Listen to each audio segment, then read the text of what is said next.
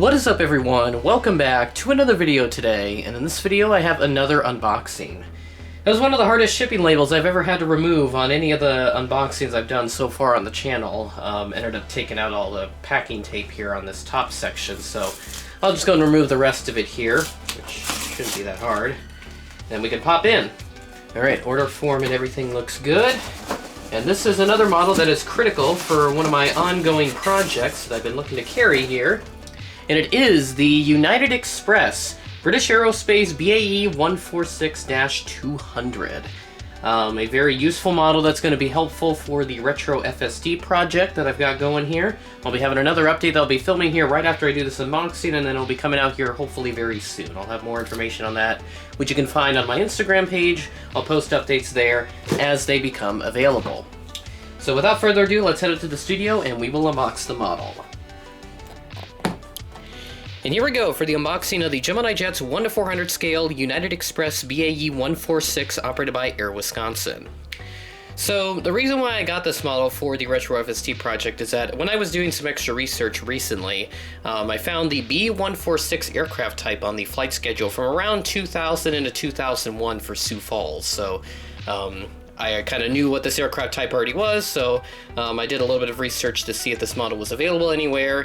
I found a couple of listings on eBay that were quite expensive, but Jet Collector did have this for a really good price. So I figured, why not get it? So this will be helpful for me, and this will be beneficial for me in the upcoming Retro FSD update that I'll be filming here pretty soon, and then I'll have that edited over the course of probably the next week or so. Alright, so let's go ahead and hop in, and again, another one of those instances where this model is in a box that it's way too big for, or way too small for, I should say. I think that they should use the much smaller regional jet size box. So turn to the back here, we got a 2008 release, wonderful image there, the plane up there, and all the standard Gemini Jet stuff, which is to be expected. This box looks a little dusty as well. I'm guessing it's probably been sitting at Jet Collector's warehouse for so long, so finally, they're probably happy that they got at least one of them off their hands, because they've still got multiple available, so this must not have been a hot seller back in the day. But item number on this one is GJUAL761. Oh lordy, this is a hard box to open. There we go. Had to find the right angle there to get that open. You see, that's that stupid flap right there. I can see it right up there at the top of the box. That's what's preventing me from opening it, or what it did initially. And I do see we have a little slip of paper in here, so I'm going to take that out.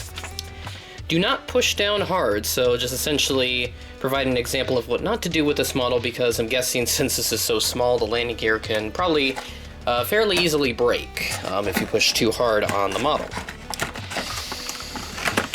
I don't know why they don't use the smaller box for the BAE 146, but whatever.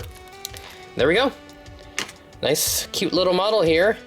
May not be very significant for Retro FSD, but if it's an aircraft type that flew to Sioux Falls at one point, I'm gonna be looking for one. So let's do a review.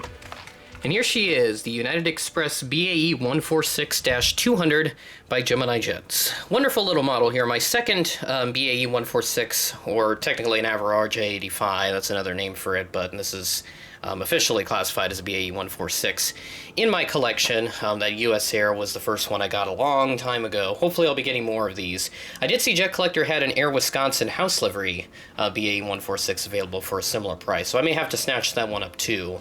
If that does provide enough interest for me.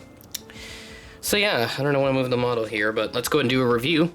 Start off at the front, we got the cockpit windows and little worldwide service titles down there. You got the United Express titles, which are blocked by the engines. See, there's some additional text down there. I'll go ahead and zoom in on that here in editing, just so you can see what it says. I can't really read it even through the viewfinder. I don't think I'm going blind or anything, it's just that the text is really small.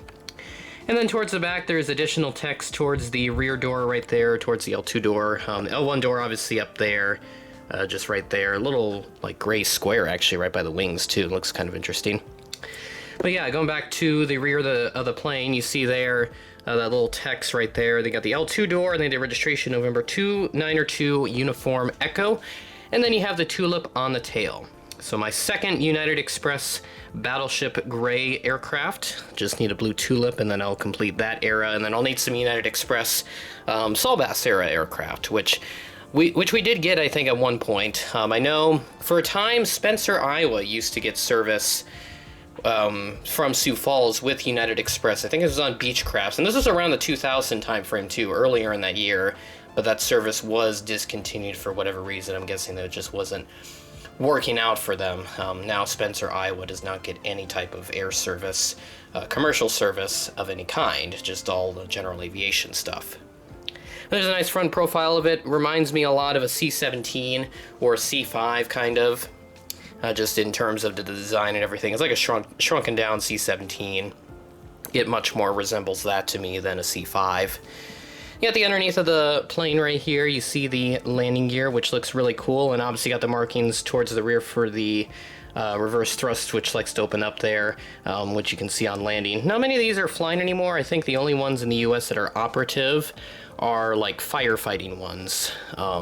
That's really about it. The closest plane that we have in operation currently is the Dornier 328 jet, and that's only a twin jet aircraft. And I've seen a couple of those from Denver Air Connect up in the Minneapolis area, so hopefully I'll see one of those again. And I know there's some private ones that are operating as well. I think those might be for Key Lime Air / DAC technically as well.